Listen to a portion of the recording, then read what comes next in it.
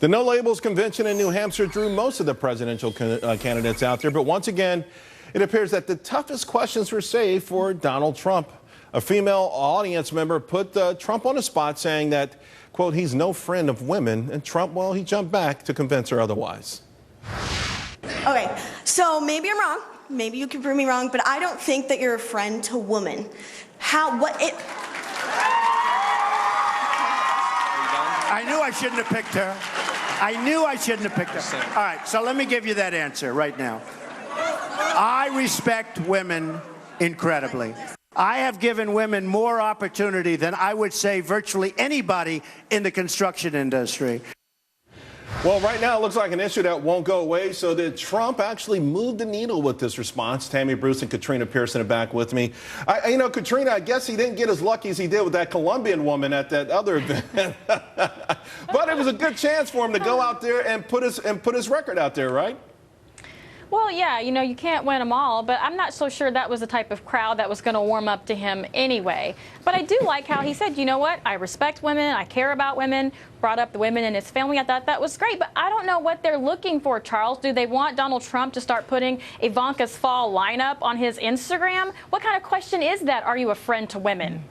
Is it a fair question, Tammy? Well, look, it's a question from the leftist narrative, right? That's what Hillary wants the conversation to be, because she's lost women by over 30%. Here's what I would hope Donald Trump would say and every GOP candidate would say. We can do best for women by repairing the economy, by getting this nation strong again, by protecting the nation, by having a realistic foreign policy. So you're saying there's no such thing as a women-specific question or policy? Yes. The Republican candidates should reject the leftist narrative that divides us effectively. That what especially a business person like Trump or Fiorina can do is say, look, I will help all women and will help all women as I help all men. Is with a strong economy, you've got a job, you've got a paycheck, that you know that you've got a commander-in-chief who's not going to abandon your loved one in uniform. Though every issue is women's issues, and that's how I think they should move forward in this. Although, Trump did go on to say that his wife and his daughter are pressing him, if you will, to talk more, particularly about their involvement with quote-unquote women's issues. And what I've been reading, Katrina, it looks like they are going to launch some sort of ad campaign that shows the women in the Trump family and their focus on issues that are specific to women. Well, and they probably should at this point, because you will have Hillary Clinton and the left out there saying just the opposite. So there's going to have to be some sort of back and forth to show that Mr. Trump is not antagonistic towards women. He doesn't hate women. He's not even unfriendly with women. But that's the issue we're going to fight, even if Hillary Clinton isn't the nominee. Katrina, I want to ask you, because Donald Trump has really, in the last week or so, he's taken a more measured approach, it feels like, to a lot of these things. He was asked about President Obama's comments about him. And, a very, very, I don't know, diplomatic may be a word I'm looking for here. Is that because this is a long, grueling process and it's just tough to get upset every day? Or is that sort of a calculated move to look more diplomatic or more presidential?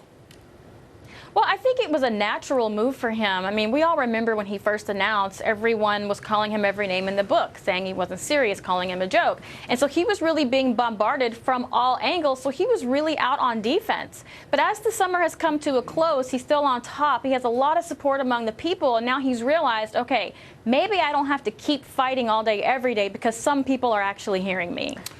Tammy, this no labels thing, very successful. Katrina talked about this particular crowd. I mean, ultimately, whoever the nominee is has got to have to win some of this particular crowd as well. Yeah. Hillary didn't even bother to show up. Look, a lot of those people, young people, they're out of work. They know that Obama's been a failure. They know that Hillary is part of that problem. They know Biden is. They want a reason to vote for someone who's not a Democrat. Every one of the Republicans has that opportunity. I think Trump being asked these questions makes him a stronger candidate. But all of the candidates have got to be able to face that and win those people over. All right, guys, thanks a lot. Katrina and Tammy, you were fantastic tonight. Really appreciate it. And at home, always appreciate you watching. Catch me every night, 6 p.m. If you can't see the show, DVR. You don't want to miss a moment of making money. And right now, you don't want to miss Tom Sullivan. He's in for Lou Dobbs. Keep it right here on Fox Business.